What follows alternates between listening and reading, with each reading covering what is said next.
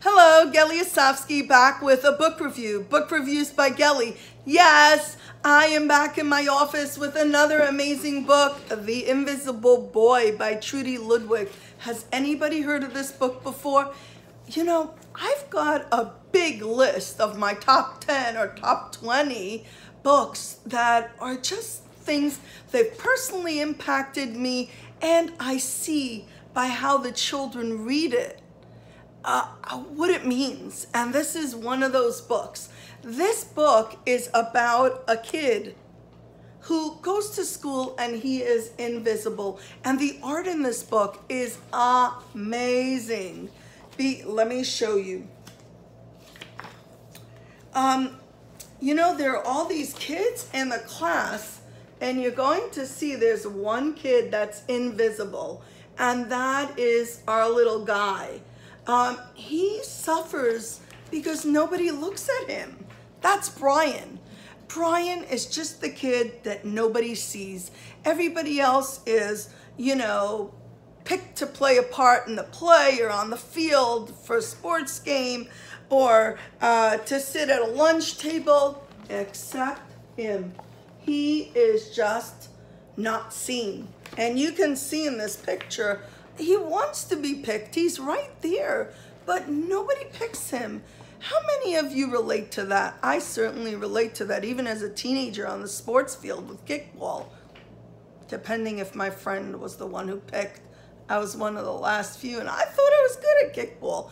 But you know what? The popular kids always go first in class, and then they pick their friends. And you know what? I had my group of friends, but depending on who was the one who picked the people on the team, I didn't always get first dibs, and that was it. It didn't feel good. And when you're younger, that certainly doesn't feel good. And look at them, they're playing ball here, and he's slinking away because nobody cares about him. No one sees him. And at the lunch table, nobody sees him there. They make believe he doesn't exist. How many of us can relate to that? So what does he do? He does a lot of drawing. And this boy is a great artist. And he says his whole life, and that's what I love as a therapist, he just creates these characters and creatures that speak to his experience. Now, one day there was a new kid at school, and his name was Justin, and everybody wanted to be his friend. And guess what? He was nice, but Brian got into trouble because he just was never picked. And then Justin took out some food and he was eating with chopsticks. So everybody was laughing except Brian. Brian saw the opportunity. He created a nice little piece of artwork, and then he wrote him a note. Justin, I thought the bulgogi looked good, Brian. And here he makes a picture of him eating food. I don't know what bulgogi is, but it probably is a Korean kind of food. And they become friends. But then what happens is everybody wants to be his friend, and they call him, but they don't call Brian. Not nice, right?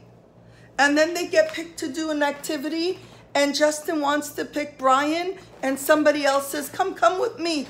But then Justin says, he's a great artist. He'll make an addition to our team.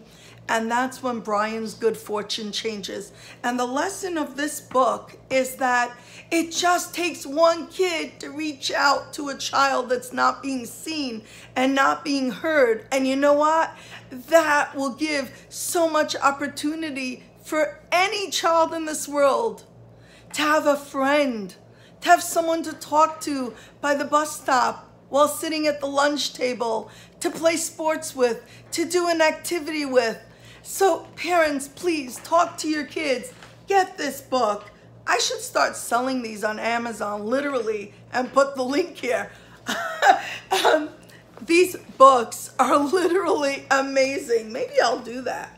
And then he starts having friends. He starts having people to play with. Good for Brian and good for Justin for seeing another kid that's a talented kid that has a lot to share and a lot to offer And you can be friends with more than 1 or 2 kids. You can be friends with anybody. Great lesson in getting back to school.